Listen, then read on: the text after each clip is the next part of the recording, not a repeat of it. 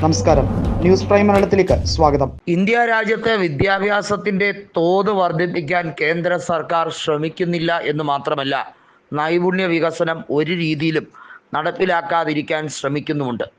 Over ഹൈപ്ഡായിട്ട് ഇപ്പോൾ രാജ്യത്തെ സാമ്പത്തിക ഭദ്രതയെക്കുറിച്ച് പറയുകയാണ്. എന്നാൽ അത്തരത്തിലല്ല, നിരവധിയായ പ്രശ്നങ്ങൾ ഓരോന്നായി എണ്ണി പറഞ്ഞുകൊണ്ട് മുൻ RBI ഗവർണർ രഘുറാം രാജൻ ഇപ്പോഴത്തെ റിസർവ് ബാങ്ക് നയങ്ങളെ വരെ എതിർക്കുകയാണ്. സഞ്ജയ് മൽഹോത്രയാണ് ഇപ്പോഴത്തെ റിസർവ് ബാങ്ക് ഗവർണർ.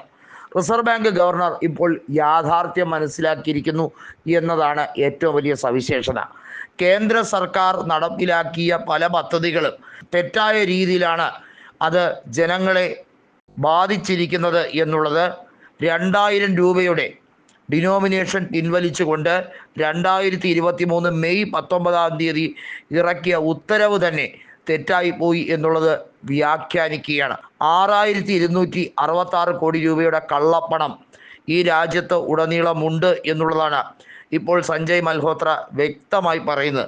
അതായത് റിസർവ് ബാങ്ക് 2025 ഏപ്രിൽ 30 കണക്കെടുക്കുമ്പോഴും 6266 കോടി രൂപയുടെ വലിയ രീതിയിലുള്ള അന്തരം ഇപ്പോഴുമുണ്ട്. 3.56 ലക്ഷം കോടി രൂപയാണ് 2000 നോട്ടിൻ്റെ പിൻവലിപ്പുമായി ബന്ധപ്പെട്ട് ഈ രാജ്യത്ത് മൊത്തം സർക്കുലേറ്റ് ചെയ്ത നോട്ടുകൾ പിൻവലിക്കാൻ 2023 മെയ് 19 തയ്യാറായപ്പോൾ രാജ്യത്തുണ്ടായിരുന്നത്. എന്നാൽ അത് ഇപ്പോൾ 98.24% റിക്കവർ ചെയ്തിട്ടുണ്ടെങ്കിലും ഈ നോട്ടുകൾ 6266 കോടിയുടെ നോട്ടുകൾ എവിടെയെന്ന വലിയ ചോദ്യം പ്രസക്തമാവുകയാണ്.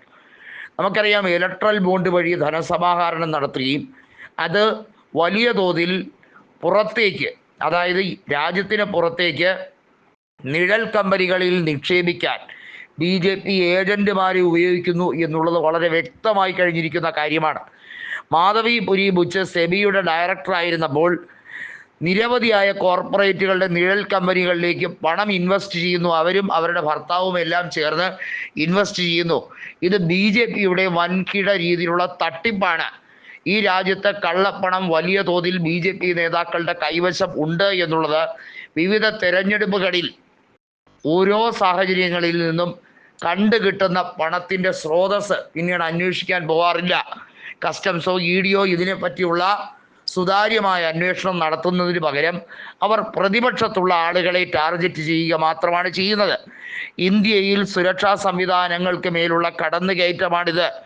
സാമ്പത്തിക ഭദ്രതയുമായി ബന്ധപ്പെട്ട വിഷയത്തിൽ ഇത്തരത്തിൽ ഒരു അസമത്വം രാജ്യത്ത് നിലനിൽക്കുന്നത് അതുകൊണ്ട് തന്നെയാണ് എന്ന് റിസർവ് ബാങ്ക് തന്നെ കണ്ടുപിടിച്ചിരിക്കുന്നു. കേന്ദ്രത്തിൻ്റെ വൻ വീഴ്ച മറയ്ക്കാൻ വേണ്ടി, രാജ്യം ശ്രദ്ധ തിരിപ്പിക്കാൻ വേണ്ടി കേന്ദ്രം പല രീതിയിലും ശ്രമിക്കാറുണ്ടെങ്കിലും റിസർവ് ബാങ്കിൻ്റെ ഈ സാഹചര്യം കേന്ദ്രത്തിൻ്റെ വലിയ തോതിലുള്ള കള്ളപ്പണം വെളുപ്പിക്കൽ നടപടികളെ പരസ്യമായുള്ള പിന്തുണയാണോ മാധവി പുരി ബുച്ചിനെ പോലുള്ളവരെ സംരക്ഷിക്കുന്നതെന്ന വലിയ ചോദ്യം ഉയർന്നു വരികയാണ്.